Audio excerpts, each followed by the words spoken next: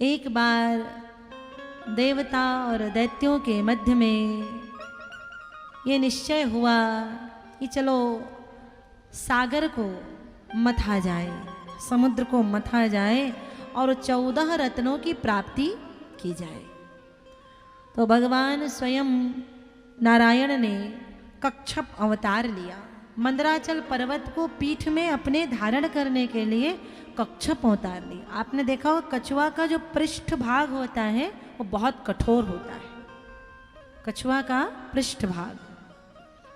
और आजकल बड़े चलन में है, जहाँ कछुआ होता है वहाँ लक्ष्मी होती है, ऐसा लोग मानते हैं, सब ले लेकर के आ रहे हैं। तो खैर वो तो नारायण के ही रूप हैं। तो भगवान ने कच्छप अवतार लिया, मंदराचल पर्वत को पृष्ठ में धारण किया और वासुकी नाग की डोरी बनी। एक और देवता है और एक और दैत्य है। जब मंथन हो रहा है तो उसी समय सबसे पहले मंथन करते हुए विष निकला, जहर निकला। तो जहर कौन पचा सकता है? जहर तो शिव ही पचा सकते हैं, शव जहर नहीं पचा सकता। जो शव की चिता के ऊपर बैठ जाए वो शिव जहर पचा सकता है। शव कौन है? हम सब शव होने वाले हैं, हम जहर नहीं पचा सकते। निंदा रूपी जहर को पचाना है और उससे भी आगे प्रशंसा रूपी जहर को भी पचाना है। लोग बड़ाई कर दे तो फूल नहीं जाना है, उसे भी पचाना है। निंदा प्रशंसा रूपी जो जहर को पचा सके तो शिव पचा सकते हैं। तो शिव की स्तुति की गई तो भगवान भोलेनाथ नाराज नहीं हुए। इस मंथन से पहले भोलेनाथ से अनुमति नहीं ली गई थी कि क्या हम समुद्र मंथन कर लें, तो भी भोलेनाथ नाराज नहीं हुए, प्रकट हुए। देवताओं ने पुकारा, देव देव महादेवा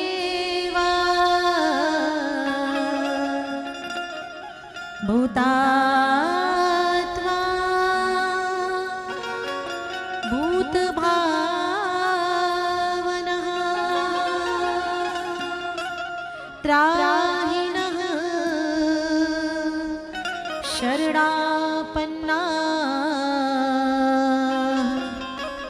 त्रैलोक्य दहनाद्विषा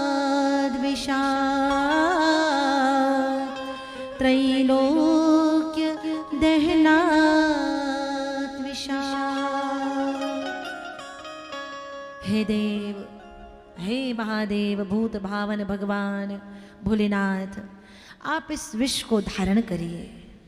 तो भोलेनाथ ने उस विष को धारण किया, न अंदर ले गए और न बाहर छोड़ा। तो आज नाम पड़ गया प्रभु का नीलकंठ महादेव। नीलकंठ। जहर अंदर भी जाए तो उचित नहीं है, बाहर भी जाए तो उचित नहीं। किसी की चुगली अंदर भी जाए तो शरीर को नुकसान करेगी। वो आपको लगेगा कभी से बता दें, कभी से उगल दें, कब किसके पास जा कर के बता दे। तो चुगली अंदर भी रहना ठीक नहीं है और चुगली बाहर भी करना ठीक नहीं है। तो भोलेनाथ ने विष को धारण किया, नीलकंठ नाम पड़ा। ऋषिकेश में भगवान भोलेनाथ नीलकंठ महादेव का मंदिर, दिव्य मंदिर धाम स्थापित है। हरिद्वार से आगे ऋषिकेश। कभी करें दर्शन, वर्ष में एक बार तीर्थ करें। ध्यान से सुनेंगे, वर्ष में एक बार तीर्थ करें। कुछ लोग जाते होंगे तीर्थ यात्रा पर, कितने जाते हैं यहाँ से? जो जाते हैं एक बार हाथ उठा करके बताया करो भाई, जाते हैं?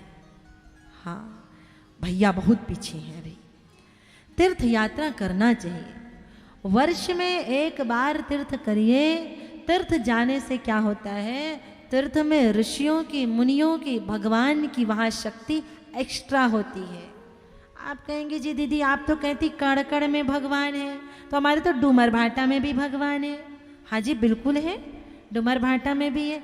लेकिन जैसे हर जगह हवा चल रही है, हवा तो हर जगह है, लेकिन हमें जब ज़्यादा हवा चाहिए तो पंखा चाहिए और फिर कूलर चाहिए, और नहीं तो और ठंडक चाहिए तो फिर एसी चाहिए। तो वैसे ही हमको ज़्यादा कृपा चाहिए, ज़्यादा भक्ति चाहिए, तो फिर बीच बीच में तीर्थ यात्रा पर जाइए, तो वहाँ से आपकी बैटरी चार्ज होती है, मन सही होता है। वर्ष में एक बार जाइए। तो सज्जनों, मंथन हो रहा है, कामधेनु गौ माता निकली, तो उसे दे दी गई कामधेनु को, गौ माता को, ब्राह्मणों को, अर्थात ब्राह्मणों को कह दिया गया भैया तुम्हें गौ माता दी गई, संतोषी रहना। गौ माता संतोष का प्रतीक है, संतोषी रहना, जितना पाना उसी में निर्वसन करना। ऐसा नहीं है कि ज़्यादा का डिमांड करना, तो ऐसा नहीं है कि यजमान भी उन्हें ठग दे। ठीक है भाई, वो संतोषी है, इसका ये अर्थ नहीं है कि तुम्हें तो संतोष रहने के लिए कहा गया, तुम संतोषी रहो और हम तुम्हें दक्षिणा कम देंगे, बाकी जगह खर्चे कर देंगे, लेकिन तुम्हारी दक्षिणा में कटौती कर दे। ना ना ना, ऐसा मत करना।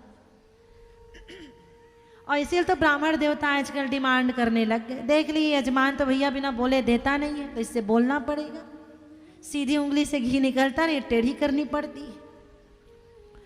तो समुद्र मंथन करते हुए ऐरावत हाथी निकला, और भी अन्य अन्य प्रकार के 14 रत्न निकलते गए। मतते मतते माता लक्ष्मी प्रकट हुई, वरमाला लेकर के जा रही है। सब लाइन में लग गए लक्ष्मी के, हमसे विवाह करो, हमसे विवाह करो।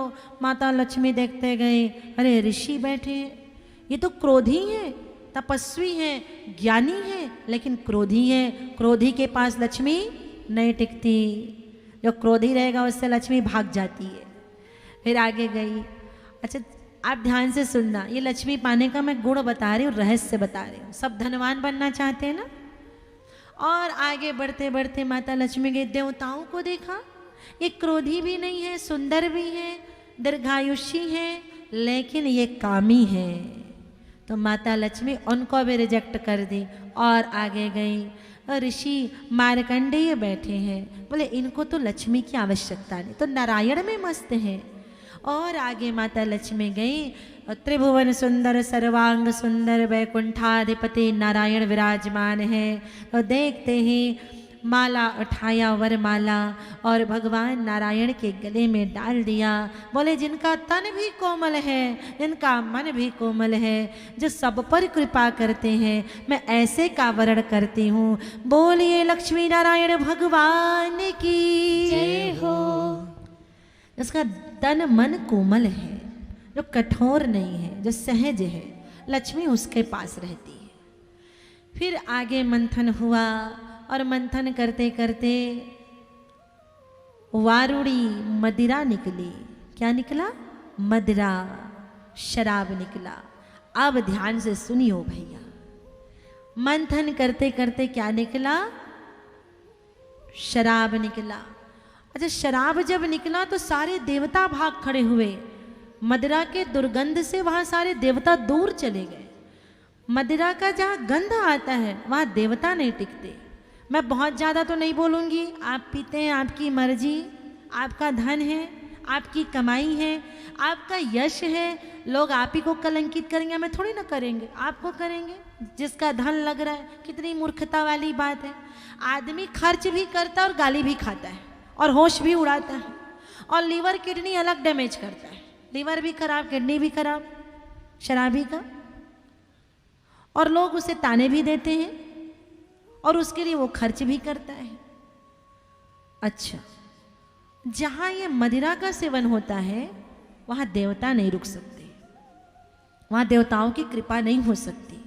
आप कहेंगे दीदी ये तो हो रहा है आजकल, जिनके यहाँ मदिरा का सेवन होता है उनके यहाँ ज़्यादा लक्ष्मी है। आप तो उल्टी बात कर रही हैं। ध्यान रखियो, अभी से देख करके, गिन करके, हिसाब करके, लिख करके रख लीजिए। आज से 12 साल के बाद उल्टी गिनती शुरू हो जाएगी, उल्टी गिनती शुरू हो जाएगी। इसलिए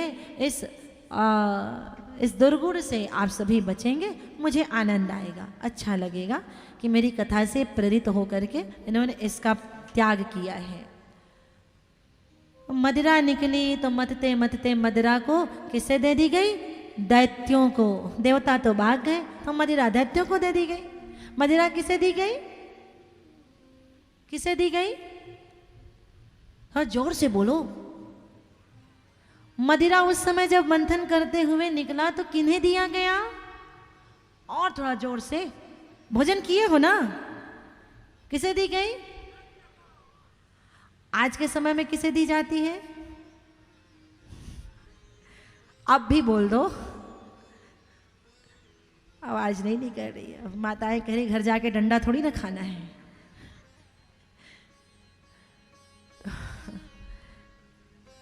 मैं कह देती हूँ आज के समय भी मदिरा जिसे दी जाती है वो दैत्य ही होते हैं। दैत्यों को मदिरा दे दी गई और मदिरा पी करके दैत्य उन्मत्त हो गए। इसी समय भगवान धन्वंतरी प्रकट हुए, अमृत कुंभ लेकर के भगवान धन्वंतरी प्रकट हुए और सारे दैत्य झपट गए। ये मदिरा हम पिएंगे, ये अमृत हम पिएंगे। तो देवता और दैत्यों के मध्य में भगवान मोहिनी नारायण प्रकट हुए। ये अमृत मैं पिला देती हूँ, आपको अमृत मैं पिला देती हूँ। सब लोग लाइन से बैठ जाइए, अमृत मैं पिलाऊंगी। अमृत पिलाने लगे तो उसी समय राहु भांप गया। भैया ये देवताओं को देखती है तो वात्सल्य की दृष्टि से देखती है, हमें देखती है तो फिर ललचाई हुई दृष्टि से, काम की दृष्टि से देखती है। तो कोई बड़ा छल हो रहा है। तो राहु जाकर के बैठ गया देवता और दैत्य, सूर्य और चंद्रमा के मध्य में। और जैसे सूर्य और चंद्रमा का दोनों तरफ से फोकस पड़ा भैया, एक फोकस होता तो पहचान में नहीं आता, दो दो फोकस, इधर से चंद्रमा का इधर से सूर्य का, तुरंत जान के तो राहु है। लेकिन वो अमृत पी लिया होता है तो आज भी राहु केतु अमर हो गए। और भगवान ने चक्र सुदर्शन ला करके राहु का मस्तक धड़ से अलग कर दिया। तदुपरांत देवता और दैत्यों में संग्राम हुआ। देवासुर संग्राम में दैत्य विजयी हुए, बलि का आधिपत्य हो गया स्वर्ग पर। माता अदिति देवताओं की माता दुखी हो गई।